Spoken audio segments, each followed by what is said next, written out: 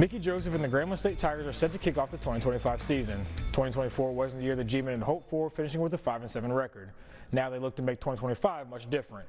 That starts with getting things done on the football front, but Joseph says it extends much further than that. At the end of the day, it takes a village to raise a family, and Joseph says having that family behind this program will lead them to the type of success they seek.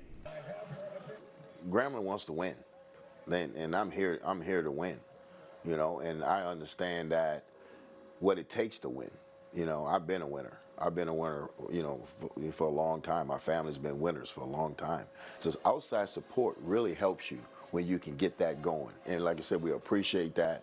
We're always going to show gratitude to those people. And these kids going to play their tails off from now. They're going to play hard because they really appreciate it. Things have changed drastically in all of college athletics. The Grambling State Tigers are one of many teams who have felt the impact of these changes. Whoever has the most money usually wins. Whoever has the most expensive roster usually wins, because that's 2025. The bank account's involved. The bank account is important now with college athletics. Tigers head coach Mickey Joseph says that is why getting the community to rally together to support these programs is very important. Earlier this summer, Joseph discussed the challenges he faced in his program in year one, things that can impact his team's performance on the field. Heading into year number 2, Joseph says he has seen the outside support show up from people who all have the same goal: provide for the student athletes. It's special, and you take your hat off to the HBCU boosters, Mr. Maryland. Just your heart, you're happy that people want to help these young men, because we don't have all the resources that we need. So when you got people like the HBCU boosters want to lend a hand, we have other guys too that helps me out a drop of a dime, and I appreciate those guys, because we do have to have resources outside the university, and so we show our gratitude to them. We show them much love, but we appreciate those groups. Joseph says one thing that has helped the amount of support grow is getting the Tigers out in the community. The Tigers were involved in many community activities and volunteered throughout the offseason.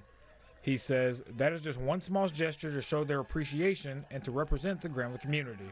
We wanted to get out there. We wanted the kids to show their face and show how much they appreciate being here at Grambling, so they want to give back. I was so proud of my team who showed up for the Juneteenth parade.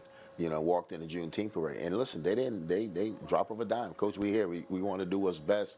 They want to do what's best for Grambling, because at the end of the day, the biggest group that ever leaves this campus to go represent Grambling is usually this football team. And that's your traveling billboard.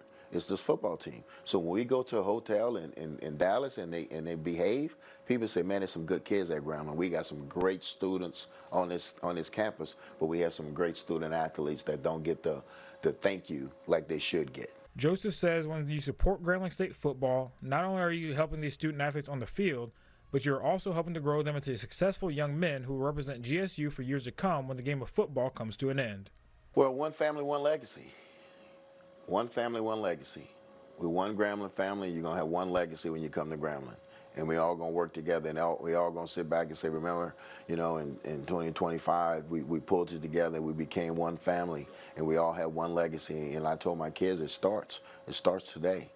It starts today. But, we always say as a coaching staff, they come in young men, and then when they leave, they got to be full-grown boys. Full-grown men. I get up in the morning and I say my prayers and I say, God, thank you for my kids. Thank you for my players. All our coaches have kids, but thanks for our players. They're good kids. And sometimes I think they get overlooked because they just look at them as a football player. They're more than that.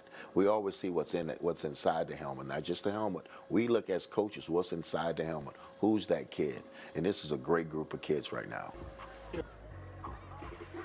And you can catch the full interview with Coach Joseph later on this week on the Richardson Report podcast, which can be found over at our website, myarklamas.com.